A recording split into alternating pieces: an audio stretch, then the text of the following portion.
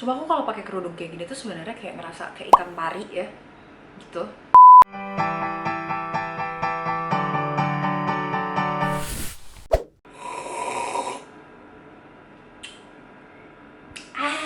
Kayak aku ngerasa hari ini aku harus minum kopi lebih banyak daripada yang seharusnya karena I have a lot of things to do dan badan aku kayak lagi tuh, oke, lagi capek banget. Aku juga nggak tahu kenapa. Terus ini hijab style aku mencoba menutupi kecabian aku sekarang. Padahal ini gede banget ya, tapi saking gedenya muka aku kan jadi kelihatan kayak lebih kecil gitu ya nggak sih? Oke, akhir-akhir ini aku sering share di Instagram story aku tentang gimana aku pelan-pelan ngerubah gaya hidup aku dari yang mager banget dan kayak I just did things that I have to do, dan hal-hal yang sebenarnya penting dan harus aku lakuin itu nggak pernah aku lakuin, dari kayak gitu jadi memprioritaskan hal-hal yang sebenarnya apa ya, males banget dilakuin tapi kayak akhirnya bisa dijalanin. Dan ternyata banyak DM yang masuk cerita kalau mereka juga lagi menjalani hal-hal seperti itu atau jadi ikutan sama apa yang aku jalanin akhir-akhir ini. Aku baru mulai ini sekitar 3 mingguan, tapi sebelum ini aku udah sering banget menjalani gaya hidup seperti ini. Cuma kayak karena aku habis nikah, aku tuh kayak lebih susah untuk memulai ini lagi setelah aku punya pasangan yang tinggalnya bareng-bareng gitu. Jadi yang aku bakalan share di sini bukan kayak hasil dari yang aku jalanin selama beberapa minggu terakhir, karena impossible for me to show you a result after just 3 weeks ya. Tapi aku bakalan ngasih tahu kapan sih waktu yang terbaik untuk kalian mulai untuk ngejalanin gaya hidup yang lebih sehat juga kayak gimana aku mulai kemarin. Jadi tema video kali ini adalah kapan sih waktu terbaik untuk mulai gaya hidup sehat. Langsung aja ke beberapa poin yang udah aku siapin. Nomor 1, cari momen dan alasan yang tepat. Pada saat kalian alasan yang gak jelas, kemungkinan buat gagal itu jauh lebih besar. Lihat momen di dalam diri kalian dimana kalian ngerasa ada yang salah gitu, atau kalian ngerasa, oh gila harus ada perubahan di dalam hidup gue. Maksud aku ada yang salah dan harus ada perubahan dalam diri kita tuh gimana sih? Contohnya dari diri aku sendiri aja ya. Jadi beberapa bulan yang lalu, pada saat gaya hidup aku tuh udah berubah banget dari yang biasanya aku jalanin sebelum aku nikah, aku itu sering banget sakit. Bener-bener sering banget, hampir setiap hari. Kalau kalian murid aku, kalian bakalan tahu hampir tiap hari tuh aku migrain, sakit punggung, kayak orang mau flu, kayak gitu-gitu tuh sering banget terjadi. Padahal aku nggak ngapa-ngapain. Kerjaan aku cuma rebahan, nyiapin makan, beberes, kayak kegiatan sehari-hari yang normal banget untuk dijalanin gitu loh. Dan gara-gara itu aku jadi nggak bangga sama diri aku sendiri. Karena kegiatan sehari-hari aku itu sangat tidak membanggakan, ya cuma rebahan, beberes, habis itu nyiapin makan. Dan itu menyebabkan kerjaan yang aku sukain, kerjaan aku, jadi nggak fun lagi. Jadi kayak aku tuh kalau mau ngajar tuh kayak berat banget. Aku tuh ngerjain kerjaan yang related sama AKA tuh kayak, aduh gila ini kreativitas gue mentok gitu. Kayak semuanya tuh jadi nggak fun lagi. Padahal seharusnya itu adalah sesuatu yang bikin aku happy banget karena aku ngejalanin kerjaan yang sesuai sama passion aku gitu loh. Dan semua itu berefek ke gimana aku jadi nggak punya energi untuk melakukan hal-hal lainnya. Kayak aku jadi kayak mau ngelakuin hal selain yang wajib aku lakuin sehari-hari itu tuh jadi nggak ada. Kayak aku mau bikin konten untuk Instagram, kayak mau bikin ide aja ditulis di iPad atau gimana, itu tuh aku nggak sanggup. Jadi kerjaan aku tuh cuma tidur seharian. Aku sehari tuh tidur bisa 12 jam lebih. Jadi kayak malam aku tidur 9-10 jam, abis itu siang aku bakalan tidur lagi 2-3 jam. Pokoknya benar-benar sangat amat nggak bikin diri aku bangga sama aku sendiri. Dan disitulah aku ngerasa oke, kayaknya harus ada yang berubah. Kayak gue nggak bisa kayak gini terus. Energi di dalam diri gue udah nggak sanggup untuk menopang berat badan gue sendiri. Padahal aku tuh berat badan aku naik selama itu ya, tapi naiknya tuh cuma 5 kiloan gitu loh. Jadi it's not supposed to be that hard. Sebelum ini aku pernah beratnya 72 kilo. Jadi pada saat berat aku naik cuma 5 kilo tapi aku ngerasa kayak berat banget mau ngapain aja, itu udah gak sehat banget. Saat itulah aku mutusin untuk memulai. Dan masuk ke poin kedua, mulainya itu harus perlahan. Maksudnya mulai perlahan tuh kayak gimana? Jadi setiap orang beda. Ada yang kalau misalnya mulainya minggu depan, akhirnya jadinya kayak diundur terus. Nah tapi aku tuh ngerasa waktu itu pas aku decided itu tuh beberapa hari sebelum bulan puasa, dan aku sadar kalau aku bulan puasa aku nggak bakalan bisa ngelakuin semua hal itu, karena sebelum ini aja sehari-harinya tiap bulan puasa tuh aku nggak ada energi. Gimana aku mau disuruh ganti pola makan, olahraga yang sebelumnya belum pernah aku lakuin, which means pada saat pertama kali dimulai pasti badan aku bakalan kaget kan. Jadi pada awal bulan puasa itu aku mencoba untuk mengenali diri aku sendiri, apa aja sih yang bikin aku happy, apa aja sih yang bikin aku stres, apa aja sih hal-hal yang bikin aku ngerasa capek gitu dan nggak sanggup, itu apa aja sih. Nah setelah aku mengenali hal-hal itu di dalam diri aku sadar kalau ternyata aku itu orangnya sangat schedule oriented. Aku tuh kayak akan berfungsi dengan lebih baik sebagai manusia kalau aku punya schedule yang jelas, apa aja yang harus aku lakuin sehari-harinya. Aku nggak sadar ini sebelumnya, tapi aku bisa ngejalanin itu dulu karena orang tua aku dan keluarga aku tuh nggak pernah ada yang nuntut aku untuk melakukan hal-hal yang aku nggak suka, kayak sosialisasi. It's a little thing, tapi kayak setelah aku nikah aku sadar kalau aku harus sosialisasi lebih banyak karena aku punya 2 keluarga sekarang, dan itu tuh berat banget buat aku. Dan aku kaget karena kadang-kadang suka dadakan harus sosialisasi ini, dadakan harus sosialisasi itu, dan akhirnya schedule aku tuh berantakan semuanya. Dan karena schedule aku berantakan semuanya, di saat aku seharusnya melakukan A, aku akhirnya melakukan B, karena B ini menurut aku lebih penting untuk dilakukan daripada A. Jadi akhirnya berantakan semuanya. Pada saat aku cerita ke teman aku juga bilang, iya ya Ci, bener juga. Gue kalau misalnya mau ketemu sama lo atau anak-anak mau jalan sama lo, semuanya tuh pasti ngikutin jadwal lo. Jadi aku bikin schedule di awal bulan puasa itu, kayak aku tulis what is the best version of myself sama kayak dream schedule. Jadi di dalam dream schedule itu ada hal-hal yang pengen banget dan aku harap bisa aku lakuin ke depannya beside ngajar yang adalah kerjaan aku. Dan schedule itu ternyata di dalam otak aku ya, aku bakalan berfungsi lebih baik kalau aku bangunnya bisa pagi dan aku bisa tidur lebih awal kayak gitu. Dari mulai jadwal tidur aja otomatis semuanya berubah. Dan entah kenapa selama beberapa minggu, sampai aku kan decided untuk melakukan itu setelah lebaran ya, tapi selama beberapa minggu aku nungguin lebaran itu aku excited banget ngeliatin itu. Dan jadwal itu aku tempel di kulkas aku supaya aku ingat, oh ya gue nanti bakal ngejalanin ini, gue bakal ngejalanin ini. And even just making a schedule and seeing that, it makes me feel so excited and I feel like I have reached something that I haven't before. Padahal cuma baru kebikin schedule doang loh. Nah tapi schedule ini nggak akan aku lakuin 100% benar-benar. Dia hanya berperan sebagai kayak baseline kegiatan aku. Misalnya, yang pasti aku lakukan adalah bangun pagi jam berapa, abis itu aku sarapan, abis itu aku minum kopi, abis itu aku olahraga. Itu yang pasti. Nah setelah itu, kalau misalnya aku ngerasa habis olahraga, aduh capek banget nih olahraganya, lama banget hari ini olahraganya, akhirnya aku mandinya bakalan telat kan. Nah sebelum aku mandi itu aku jadi kayak yang, ya udah deh gue nyiapin sarapannya, nyiapin makan siangnya lebih awal aja deh. Jadi aku decided, oke, gue nyiapin makan siangnya sekarang, terus habis itu gue mandi setelahnya. Kayak hal-hal seperti itu. Jadi kayak cuma baseline, yang lainnya bakalan ngikutin gimana aku ngejalanin pagi hari itu. Poin ketiga, lakukan hal-hal yang masuk akal untuk kamu jalanin dalam jangka waktu panjang. Pasti kalian udah sering denger dong kayak kata-kata diet is a lifestyle, ya nggak sih? Nah tapi yang mau kita jalanin ini kan bukan cuma diet nurunin berat badan, atau bukan cuma oke, gue pengen bisa bangun pagi tiap hari, bukan kan? Tapi mengganti kegiatan kalian sehari-hari kan. Jadi jangan dikasih jangka waktu gitu loh. Jangan kalian, oke, gue bakal kayak gini, gue bakal ngegas, pokoknya gue bisa. Misalnya fokus kalian ke dietnya ya, oke, gue bakalan bisa nih nurunin 30 kilo dalam 1 bulan.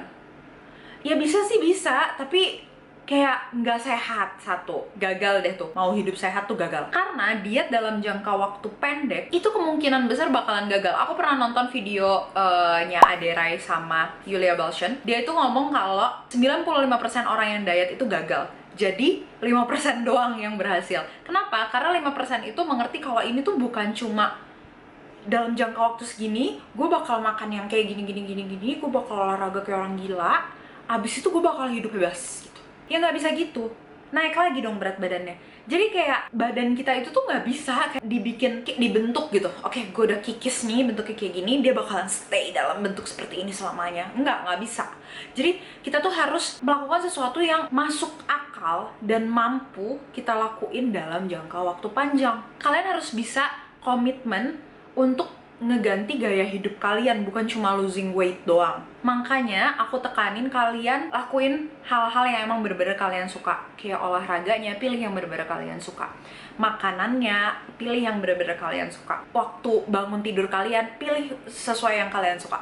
Dulu aku bangun tidur siang kok, kayak tidurnya malam, tapi oke-oke aja. Cuma ya nggak sehat-sehat amat nggak guys sekarang. Cuma kalau emang nggak mungkin buat kalian bangun pagi banget, ya it's okay, why not? Tapi yang jelas, waktu tidur kalian itu harus sekitar 7-8 jam. Jangan sampai kekurangan dan jangan sampai kelebihan. Lakuin hal-hal ini perlahan tapi pasti, karena seiring berjalannya waktu, kalau ini adalah hal-hal yang emang kalian mampu lakukan dalam jangka waktu panjang dan masuk akal buat kalian, cara pikir kalian pun bakalan berubah kok. Dan kalian bakal ngerasa ini bukan sesuatu yang berat lagi, tapi kalian bakalan puas banget sama apapun yang kalian jalanin setiap harinya. Poin keempat, fokus untuk peduli dan sayang sama diri kalian sendiri. Oke, maksudnya gimana sih? Jadi, kalian tuh harus lebih mentingin diri kalian sendiri daripada orang lain. Karena banyak orang-orang di sekitar kita yang bakalan sabotase hal-hal yang mau kita jalanin ini. Karena kayak gimana ya, sabotase tuh kadang orangnya pun nggak sadar.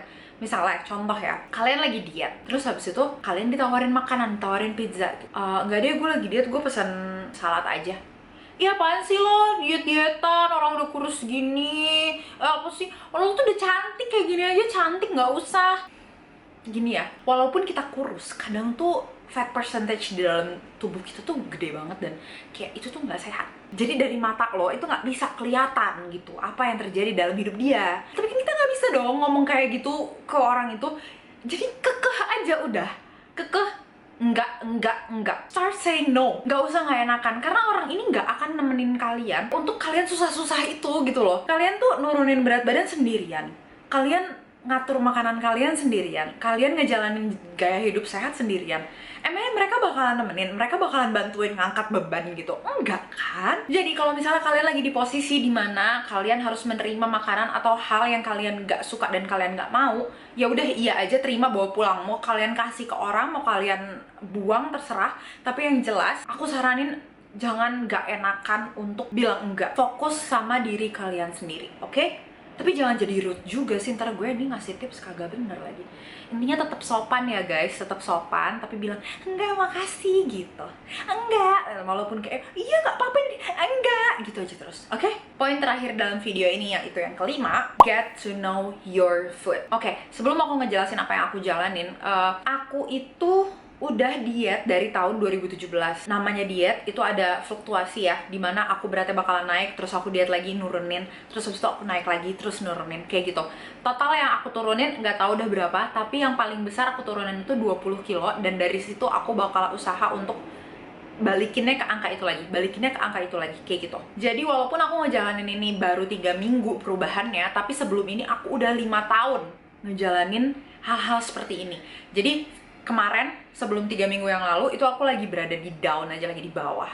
Oke, get to know your food itu maksudnya selera makan orang-orang itu beda-beda. Kayak aku suka banget sayur, aku suka banget ikan bakar. Terus nutrisi aku tuh hewannya banyak kan dari telur, ikan, ayam. Udah, aku nggak suka beef, aku nggak pernah makan kambing dari kecil, dan aku tahu itu. Aku taunya gimana? Karena aku sudah melewati gagal-gagalnya ya. Jadi gini, kalian tahu dong jenis diet itu ada macam-macam. Ada yang, oh iya makannya shirataki aja, oh makannya nasi merah aja, atau diet keto aja, diet keto itu bagus banget katanya. Diet keto itu makannya cuma boleh daging sama lemak, sama kayak mayonnaise ya gitu lah, mustard, terus habis itu apa ya, nggak boleh nasi, gula sama sekali nggak boleh. Pokoknya aku disuruh menjauhi hal-hal yang aku suka, dan aku harus makannya yang aku nggak suka. Aku tuh nggak suka yang kayak belenye-belenye kayak lemak gitu-gitu. Aku nggak suka kayak kikil, nggak suka apa sih, pokoknya yang kenyal-kenyal nyanya gitu di makanan yang daging-daging gitu, aku nggak suka. Tapi pada saat aku nyobain diet keto itu, karena katanya bagus banget dan oke banget, sehat orang-orang yang keto, aku gak bisa jalan setelah 18 hari karena aku maksain makan sesuatu yang aku nggak gitu suka, yaitu daging sapi. Jadi ujung-ujungnya setelah 2 mingguan aku kayak oke, gue makannya kan boleh ayam ya udah ayam aja, tapi ayamnya kulitnya juga dimakan gitu-gitu. Pokoknya cari ayamnya yang berlemak, padahal lemak di dalam ayam itu nggak sebanyak yang di sapi dan yang dibutuhkan untuk badan kita berfungsi. pada saat kita diet keto itu tuh lemak ya setahu aku ya. Aku nggak gitu ingat karena ini udah lama banget. Dan akhirnya aku pas hari ke-18 aku nggak bisa berdiri karena ya kekurangan gizi, karena aku nggak cocok sama makanan itu. Akhirnya aku stop semuanya, dan sejak saat itu aku makin nggak suka daging sapi. Aku nggak bisa makan bakso, aku nggak suka apa ya, pokoknya daging yang bener-bener ada bau dagingnya dikit aja aku nggak suka. Sekarang yang aku suka apa? Sapi. Di gyukaku aku suka satu jenis daging, karubi, udah itu doang. Terus habis itu aku suka rendang karena bumbunya banyak, jadi rasa daging sapinya nggak berasa kan. Terus dendeng balado, aku baru tahu dendeng balado tuh enak banget. Tapi selain itu aku kayaknya nggak ada daging sapi yang aku suka lagi. Itu semuanya gara-gara keto. Jadi aku maksain makan sesuatu yang sebenarnya bukan makanan aku. Nah setelah itu aku kan sadar aku sukanya sayur. Ya udah, pada saat diet aku fokusnya makan sayur. Stop sayur itu tuh kalorinya kecil banget. Jadi karena aku butuh kalori yang gede, yang nggak gede banget sih, cuma maksudnya untuk badan aku butuh kalori misalnya 1000. Waktu itu aku butuhnya 1300 apa, lupa, pokoknya segitu. Jadi aku bisa makan sayur banyak banget sampai kayak kenyang, dan aku happy banget. Aku bisa makan kerupuk, aku bisa makan apa ya, ayam, aku bisa makan semuanya yang aku mau, bahkan kayak cake gitu-gitu. Cuma porsinya aja yang aku kurangin. Dan di situ juga aku entah kenapa jadi kayak sadar kalau badan aku tuh nggak suka kalau aku minum susu gitu-gitu ya. Dari tadi aku minum kopi, ini susunya almond ya, susu almond. Dan ternyata aku itu ada PCOS. PCOS itu emang nggak boleh dairy dalam bentuk apapun. Sebenarnya menurut aku impossible juga, dokternya bilang dihindari ya, jangan dikurangi dairynya, dihindari. It's impossible karena aku manusia biasa, aku pasti bakal ada titik dimana aku pengen dairy, yaitu ice cream. Aku suka banget sama es krim ya. Tapi karena aku udah tahu badan aku itu nggak bisa memproses dairy seperti manusia-manusia normal, aku jadi nggak sering-sering banget makan es krim. Aku juga jadi ngurangin banget kayak keju gitu-gitu. Dan aku jadi tahu kalau pesan kopinya ya pakai susunya yang oat milk kah, atau almond milk kah, atau ada apa lagi sih selain itu. Ya pokoknya susunya yang bukan dari hewani. Nah kalau kalian sanggup, kalian emang ngerasa kayak oke, gue pengen ngerti banget nih soal makanan yang bisa dikonsumsi sama diri gue sendiri, coba belajar ngitung kalori. Udah banyak banget yang ngebahas tentang cara ngitung kalori. Aku takut juga kalau aku ngejelasin nanti aku banyak salahnya, karena untuk yang detailnya itu aku banyak baru belajar juga, yang kayak apa sih TDEE, terus habis itu dikurangin apa segala macam, masuknya dari olahraga kayak gimana. Tapi yang jelas aku selalu pakai